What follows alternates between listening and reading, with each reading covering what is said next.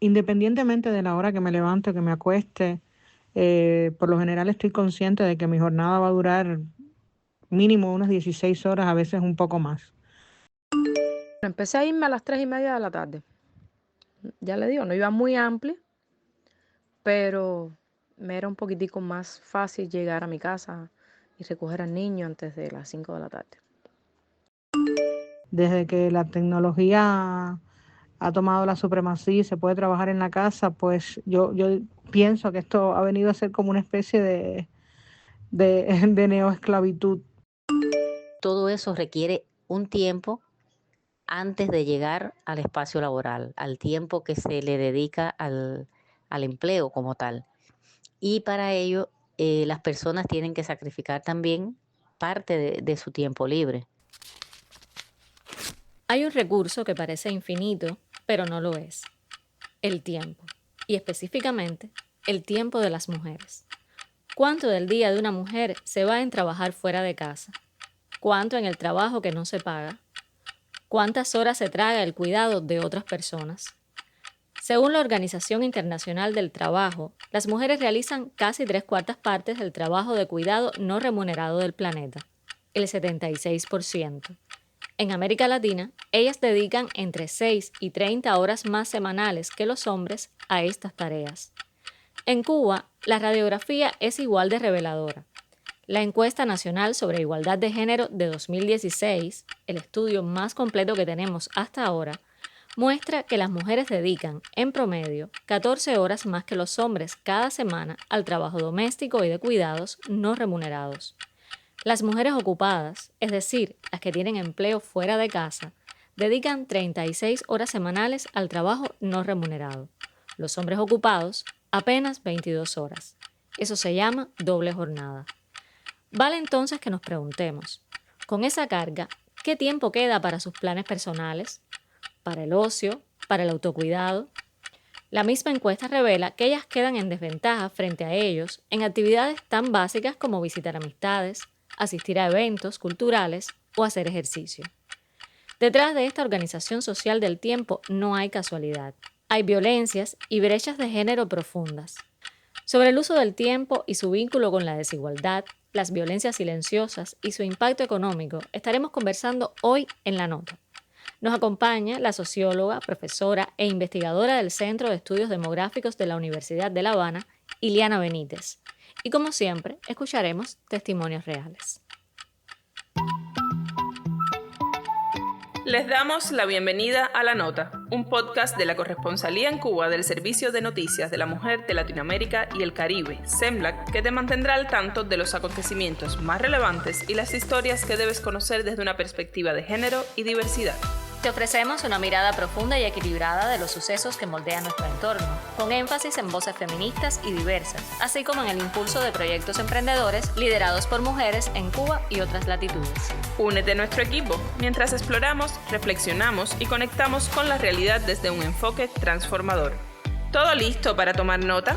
Prepárate para pegar en tu agenda este post-it morado. Ya comenzamos.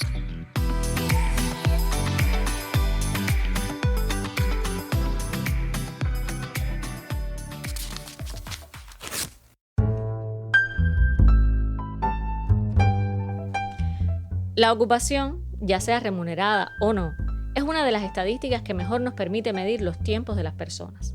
Porque lo que hacemos con nuestras horas nos dice mucho sobre cómo se organiza una sociedad. Cada vez más países aplican encuestas de uso del tiempo para medir esto, y los datos son reveladores. A nivel global, las adolescentes ya dedican más horas a tareas domésticas que los varones de su misma edad. La brecha se instala desde temprano. En Cuba contamos con la Encuesta Nacional de Ocupación, la ENO 2024, que realiza anualmente la Oficina Nacional de Estadísticas e Información. Es la mayor encuesta de hogares del país, con una muestra de más de 63.000 viviendas en todas las provincias. Y sus resultados, publicados en julio de 2025, son elocuentes. Del total de personas ocupadas en 2024, solo el 36,8% son mujeres, frente a un 61,8% de hombres. Ellas tienen una tasa de desocupación del 2%, por encima de la media nacional del 1,7%. Y entre la llamada población fuera de la fuerza de trabajo, personas en edad laboral que no trabajan ni buscan empleo activamente, el 30% se dedica a quehaceres del hogar. En esa categoría, la mayoría son mujeres. Pero hay una paradoja. Las mujeres son mayoría absoluta en las profesiones científicas e intelectuales, 63,4%, y en el personal administrativo, 64,8%. Están altamente calificadas, pero menos representadas en el empleo remunerado. Y cuando trabajan fuera, lo hacen mayoritariamente en sectores feminizados, educación, salud, finanzas. Eso se llama segregación horizontal. Para profundizar en todo ello, conversamos con la socióloga, profesora e investigadora del CEDEN, Ileana Benítez. ¿Qué nos dice la Encuesta Nacional de Ocupación, que se le conoce como ENO, que se aplica en Cuba anualmente, acerca de la participación de la mujer en el trabajo? En primer lugar está el qué se entiende por trabajo. Y lo que sucede, como en muchos países del mundo, es todavía el poco reconocimiento o la invisibilización del trabajo no remunerado. Bueno, a partir de ese tema, entonces vemos que la participación de la mujer en el empleo es mucho menor, existe una gran brecha con respecto a los hombres. Esto está dado, como se ha expuesto también en muchos estudios y análisis sobre el empleo femenino, por la dedicación de la mujer a otras tareas, fundamentalmente tareas de cuidado. En las últimas dos encuestas nacionales de ocupación en Cuba se ha reconocido, se visibiliza el trabajo informal y se logra tener las cifras de este trabajo. Aunque existe una gran informalidad en el trabajo en Cuba, tanto en hombres como en mujeres, la diferencia está fundamentalmente en las causas del trabajo informal. En el caso de las mujeres está más asociado a las tareas de cuidado. ¿Por qué? Porque cuando la mujer, por la división sexual del trabajo, por el rol que se le ha asignado desde la estructura patriarcal del cuidado de otros, ya sea de niños, de ancianos, de personas en situación de vulnerabilidad, muchas veces debe abandonar un empleo formal. Por eso es que no se visibiliza entonces en las cifras y se dedica a realizar alguna que otra tarea que les reporte alguna remuneración, pero que no que pueda ir realizando a la par de los roles de cuidado. Es por eso que en primera instancia aparece como que la mujer participa mucho menos que el hombre en el empleo, y por eso es que se habla también de la existencia de un bono de género.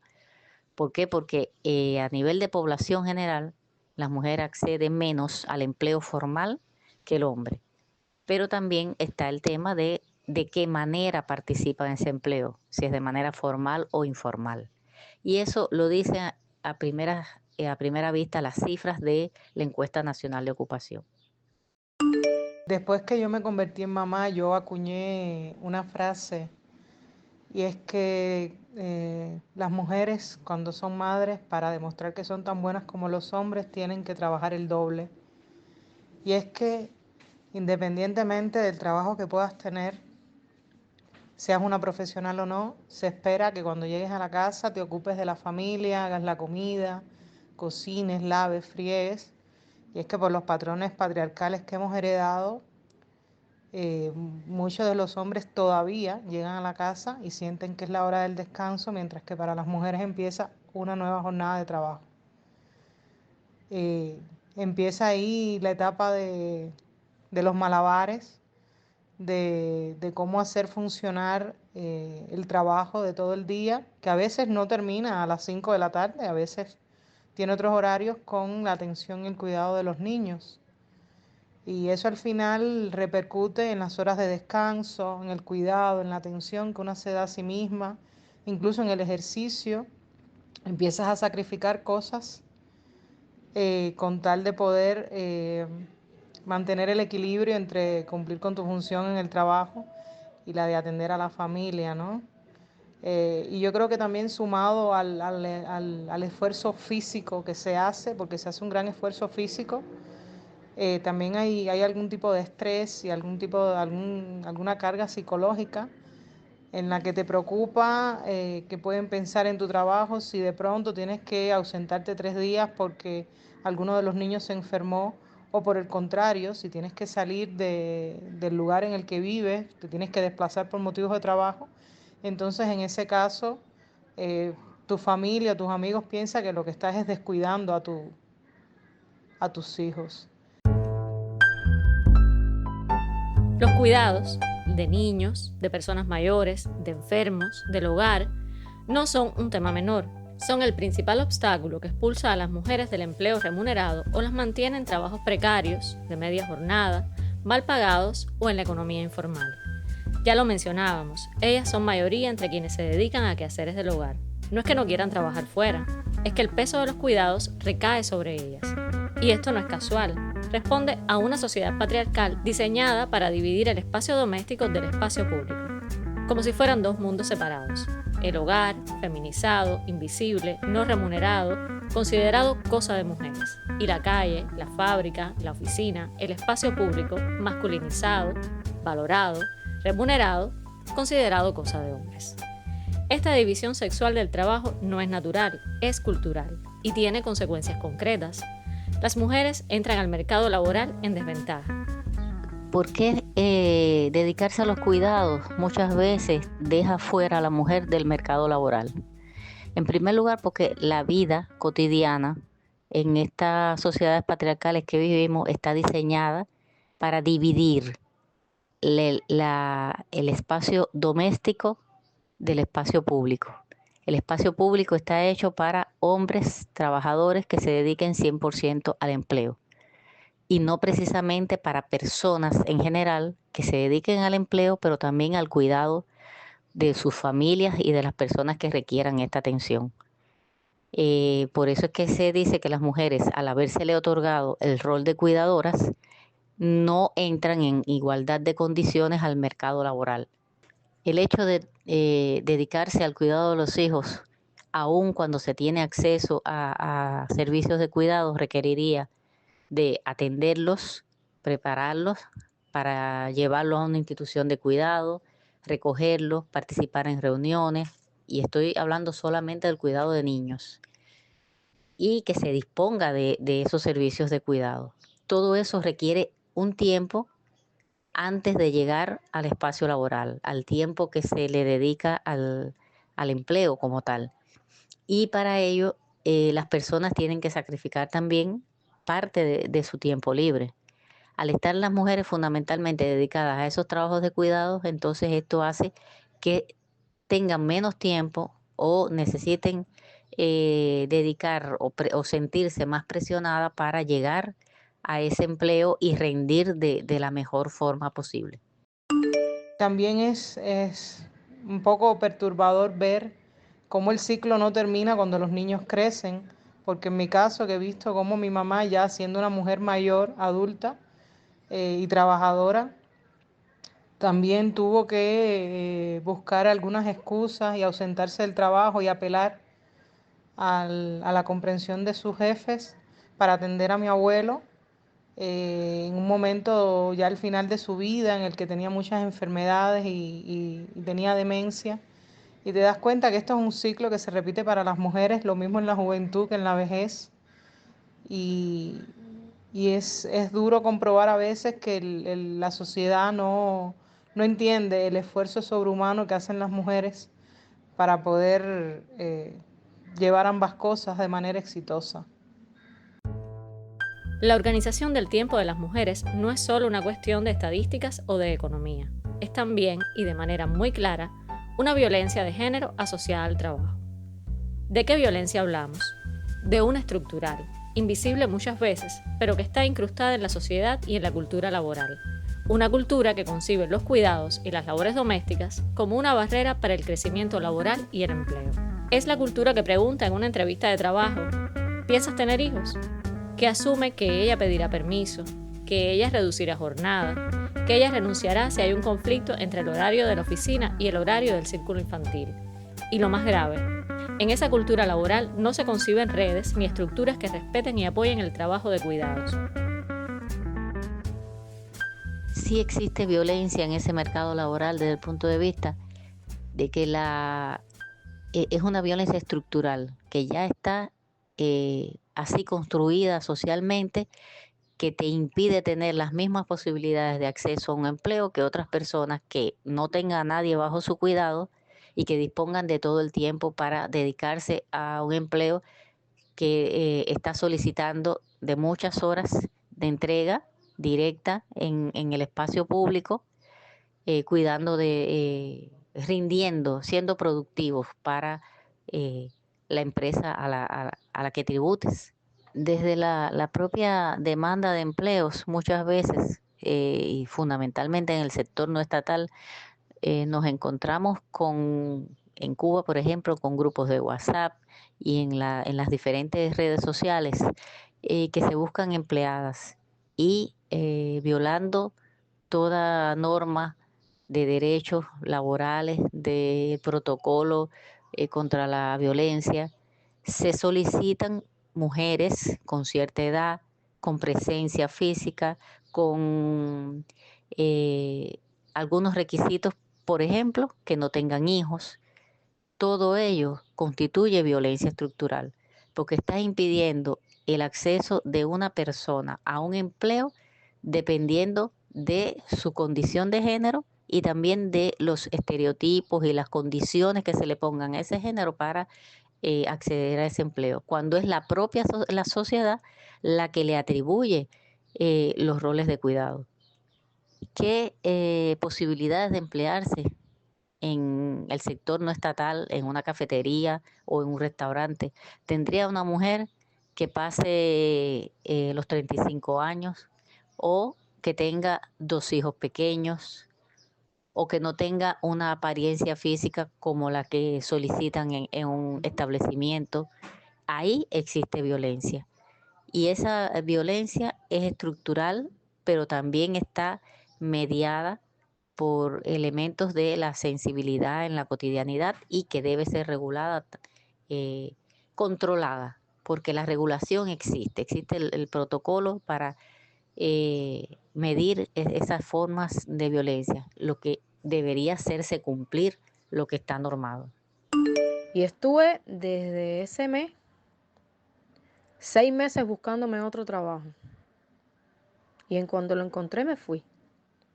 Porque ya yo no me sentía a gusto con el trabajo que yo estaba haciendo, porque sabía que tenía una espada de Damocles pendiendo sobre mi cabeza con una persona que era mi jefe, que no quería que yo estuviera ahí. Y que yo sabía que estaba haciendo lo posible por tratar de sacarme de ahí. Al final yo me fui antes de que él pudiera hacer nada porque él se enfermó y tuvo que irse de Cuba y no me pudo votar. Pero ya yo estaba decidida a irme de ahí. Y me fui. Encontré otro trabajo que me permite trabajar desde la casa. Así no dependo de un transporte para llegar al círculo a buscar a mi niño ni nada. Porque el sistema familiar de soporte, para poder tener un empleo presencial y cumplir con una jornada laboral y demás, yo no lo tengo. Eso limita muchas veces la manera en la que uno trabaja después de ser madre, ¿no? Y yo por lo menos dije que nunca más iba a trabajar presencial en ninguna parte mientras mi niño dependiera de mí para salir de su círculo o de su escuela y llegar a la casa por las tardes. Cuando mi hijo sea grande y sea capaz de ir solo a la casa, yo volveré a trabajar en la calle. Mientras tanto, no acepto ningún tipo de trabajo que sea presencial, porque me voy a ver siempre imposibilitada de cumplir con la jornada laboral de horario cerrado y no quiero tener experiencias negativas con jefes que no comprendan esa circunstancia personal.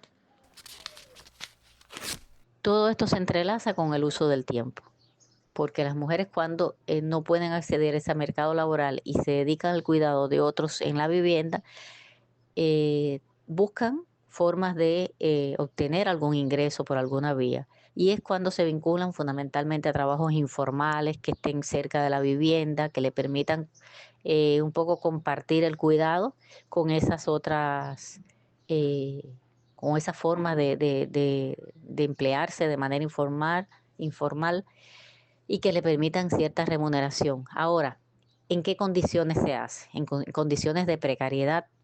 No hay empleos fijos por el que estén recibiendo o acumulando, aportando para la seguridad social en el futuro, por el que puedan tener también algún tipo de retribución ante casos de accidente, de maternidad y todas las cuestiones que podrían enfrentarse durante toda la vida de la persona. Entonces, en esas condiciones hace que la mujer esté en vulnerabilidad. Las mujeres que están dedicadas al trabajo de cuidado y a un empleo informal son personas que están en situación de vulnerabilidad, además de ser violentadas por esa estructura patriarcal que le está impidiendo acceder al empleo y que también solicita de que sea productivas cuando se incorporan al área económica. Y ya estamos en Recuento Semanal, la sección que te pone al tanto de lo más actualizado en nuestra agenda. Esta semana fue noticia en nuestra web el impacto de las migraciones en las familias cubanas. Mujeres que parten, mujeres que esperan, de la periodista Dixie Edith, es un texto que aborda las dos caras del fenómeno migratorio, las de quienes se van y la de quienes sostienen la vida cotidiana en la nación caribeña. Con datos de la Oficina Nacional de Estadísticas e Información que confirman la pérdida de más de 1.400.000 personas entre 2020 y 2024, el reportaje pone el foco en cómo las mujeres asumen en ambos lados del mapa la carga económica y afectiva de la separación familiar. Te recomendamos también el reportaje Redes y Desarrollo Local, claves para el ecosistema emprendedor, un análisis sobre los obstáculos que enfrentan las cubanas dueñas de negocios que apenas representan el 25% de los socios de MIPYMES. El trabajo recoge las voces de emprendedoras que sortean la burocracia y la falta de financiamiento tejiendo alianzas comunitarias y plantea, entre otros desafíos, la urgencia de consolidar alianzas público-privadas con enfoque de género. También sobre emprendimiento femenino te sugerimos la lectura de la entrevista a la jurista Saraída Hernández Valdés, titulada Formación de capacidades, clave para emprender con inclusión. El texto resume algunas de las lecciones que deja un proyecto formativo impulsado por la Red Cubana de Mujeres Emprendedoras, con apoyo de la Embajada del Reino Unido en La Habana, que capacitó a una treintena de mujeres de diversos orígenes y territorios de la capital en herramientas legales, propiedad intelectual, marketing, redes sociales y comercio electrónico. Pero más allá de los contenidos técnicos, la entrevista revela aprendizajes de fondo. Saraída Hernández, quien es además una de las coordinadoras de esta iniciativa, insiste en que no basta con tener políticas públicas bien diseñadas si no se materializan en los espacios más pequeños y si quienes ocupan puestos de decisión no están preparados para aplicarlas sin sesgos. Las mujeres continúan en desventaja para el acceso a las autorizaciones, a los créditos, incluso para esperar respuestas de espacios estatales, afirma la especialista. También advierte sobre el peso del imaginario social que aún cuestiona que las mujeres sean, por ejemplo, dueñas de negocios. La entrevista deja una conclusión clara. El camino hacia el empoderamiento existe, pero se construye en red, se sostiene con formación y se expande cuando las mujeres descubren que su autonomía económica es, ante todo, un derecho que deben conocer para poder ejercer. Si quieres ampliar cualquiera de estos temas, los enlaces están disponibles en nuestra página web. Escúchanos en iVoox y YouTube. Si das clic en redzenla-cuba.net podrás tomar notas sobre estas y otras importantes temáticas.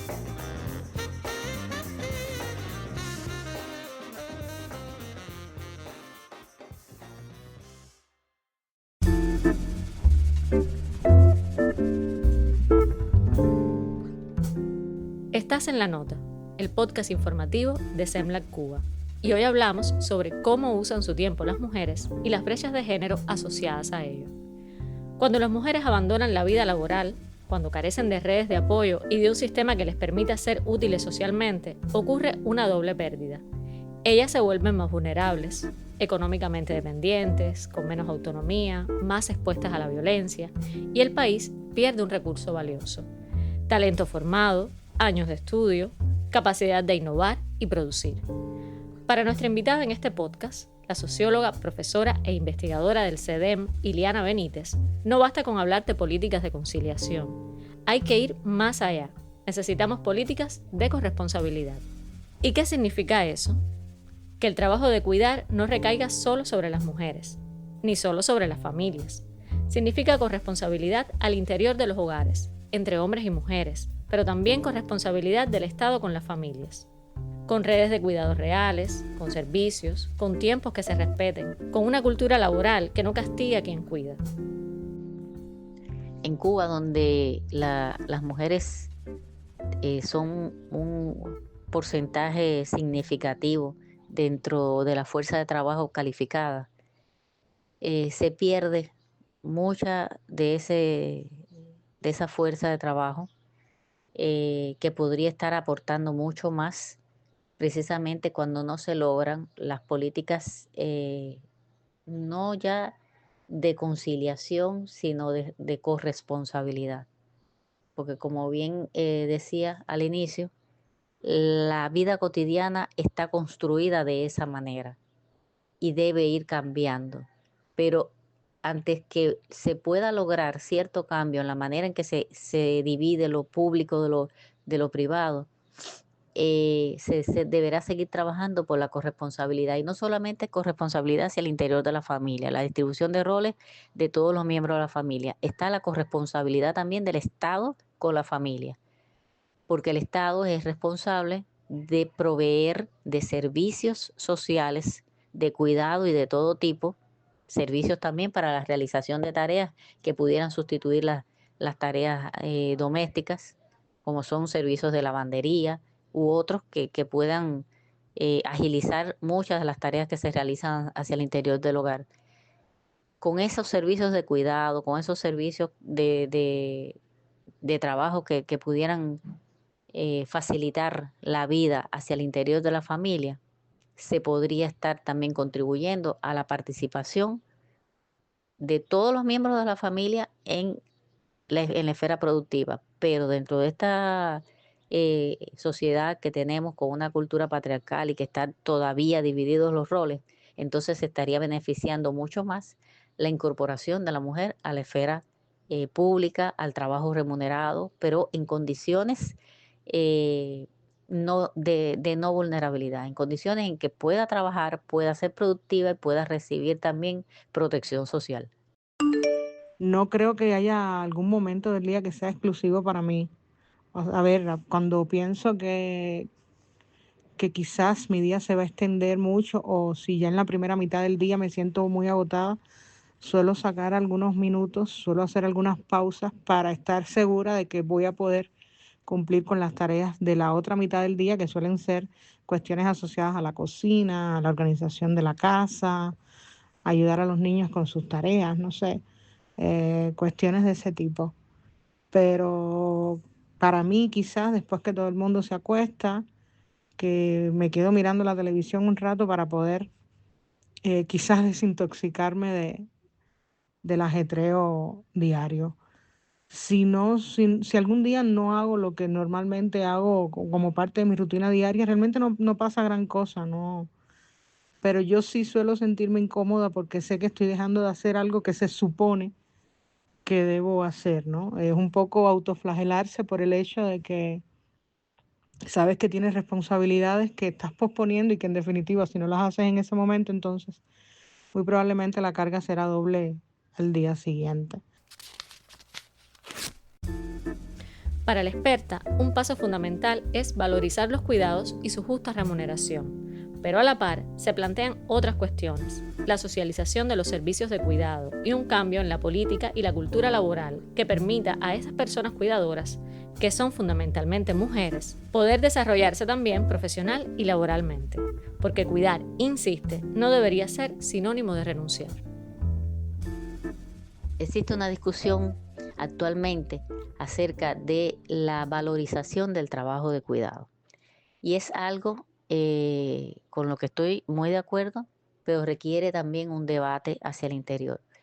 Porque solamente con desde mi punto de vista, solamente con valorizar el trabajo de cuidado, no creo que estaríamos transformando la sociedad en que vivimos.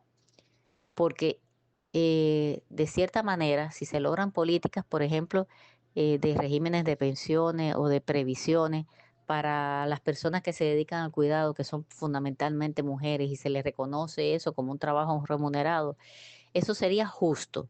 Sin embargo, este otro tema que decíamos de socialización de los servicios de cuidado, círculos infantiles, casas de abuelos, hogares de ancianos, sobre todo en el contexto de envejecimiento que estamos viviendo, también serían necesarios y justos en el sentido de que la mujer también se pueda incorporar, o las personas que tienen a alguien bajo su cuidado, que tengan también la posibilidad de incorporarse a la actividad reproductiva.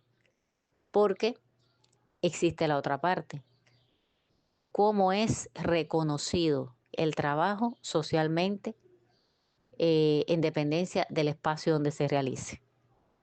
¿Cuáles son las posibilidades de crecimiento, de desarrollo profesional de una persona cuando se queda solamente se dedica a los trabajos de cuidado? Es la otra cara de la moneda. Es decir, que las personas también necesitan un desarrollo profesional. También eso constituye un reflejo de la estructura social donde estamos viviendo, es decir, de escalar en esa estructura social, y por tanto deben tener oportunidades todas las personas. Creo que a veces las mujeres tenemos que obligarnos a sacar tiempo, aun cuando estemos sacrificando alguna de las actividades que hagamos a diario o de las tareas que se supone que estemos haciendo o que debamos hacer, porque suele recaer sobre nosotros demasiadas cosas, el trabajo, la casa, desde que la tecnología ha tomado la supremacía y se puede trabajar en la casa, pues yo pienso que esto ha venido a ser como una especie de neoesclavitud, porque luego entonces los miembros de la familia que sí salen de la casa piensan que porque tú estás todo el día en ella, puedes ocuparte de absolutamente todo. Y suele ser raro que estando en la casa entonces no hayas tenido tiempo o de limpiar o de cocinar. Y realmente hay que establecer límites porque se está en la casa, pero se está trabajando como si se estuviera fuera de ella. Y no se supone que uno esté como si tuviera 40 manos ocupándose de todo al mismo tiempo. Entonces las mujeres tenemos que tomar conciencia y quizás también convencer a nuestras familias de que el tiempo que se pasa en la casa, si es en función de trabajo, es en función de trabajo y no que uno está virtualmente de cenicienta. Hacia el interior de los centros laborales, de las empresas, de todo tipo, también pudieran promoverse de cierta forma medidas desde la propia política de atención a la dinámica demográfica, que tiene una esfera que son una de las subcomisiones es la subcomisión de cuidados, así como otras políticas sociales que se interconectan con esta. Debería promoverse también el espacio que necesita cada trabajador o trabajadora para la atención a la familia. Estamos acostumbrados a una sociedad donde ser productivos y ser eficientes significa renunciar a la vida privada.